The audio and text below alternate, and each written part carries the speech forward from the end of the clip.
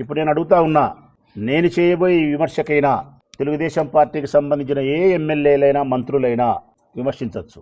నేను మాట్లాడబోయే మాటలు తప్పు ఉంటే ఇదిగో తప్పు అని చెప్పి విమర్శించవచ్చు. ప్రెస్ ముందుకు వచ్చి సమాధానం ధైర్యంగా చెప్పాలా.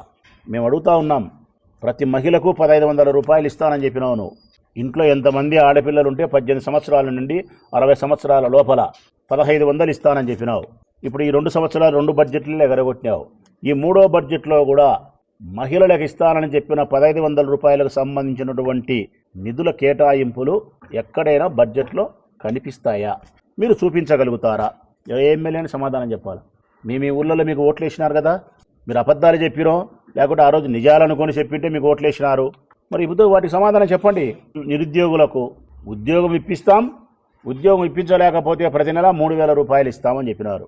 ఇప్పటి వరకు 3000 రూపాయలు మీరు ఇవ్వకపోవడం, పైగా 20 లక్షల ఉద్యోగాల్లో 20 ఉద్యోగాలు ఇవ్వకపోవడం, పైగా మీరు చెప్పిన మరొక అబద్ధం, అధికారంలోకి వచ్చిన తర్వాత స్కిల్ డెవలప్మెంట్ను అనుసంధానం చేసి నిరుద్యోగులందరికీ నైపుణ్యం కలిగిన వృత్తులలో నైపుణ్యం ఇప్పించి వాళ్ళకు ఉద్యోగ ఉపాధి అవకాశం కల్పిస్తామని చెప్పినారే. రాష్ట్రంలో ఎక్కడైనా నిరుద్యోగులకు మీరు స్కిల్ డెవలప్మెంట్ కార్పొరేషన్ ద్వారా నైపుణ్యాన్ని కల్పించి ఎక్కడ ఉద్యోగాలు ఇప్పించారో చూపించగలుగుతారా? ఈ రాష్ట్రంలో నిరుద్యోగులు లేరని చెప్పి చూపించగలుగుతారా? మరి నిరుద్యోగులను లేకుండా మీరు చేయలేనప్పుడు ఆ నిరుద్యోగులకు భృతి ప్రతి నెల 3000 రూపాయలు మీరు ఇవ్వలేదు.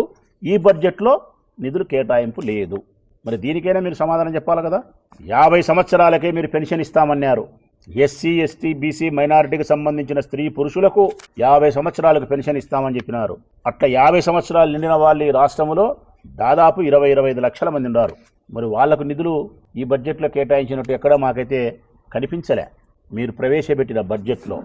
మరి ఆ ఊర్లో ఉండే ఎమ్మెల్యేలు ఆ ఊర్లో బయటకు వచ్చి ప్రజలకు ఇదిగో ఈ బడ్జెట్లో 50 ఏళ్లకు పెన్షన్ మేము కేటాయించినాము ఈ నిధులు అని చెప్పి, లేకుంటే ఈ 1500 రూపాయలు మేము ఆడవాళ్ళకు మహిళల కోసం కేటాయించినామని చెప్పి ధైర్యంగా ప్రెస్ ముందుకు వచ్చి చెప్పగలుగుతారా అని అడుగుతాను నేను.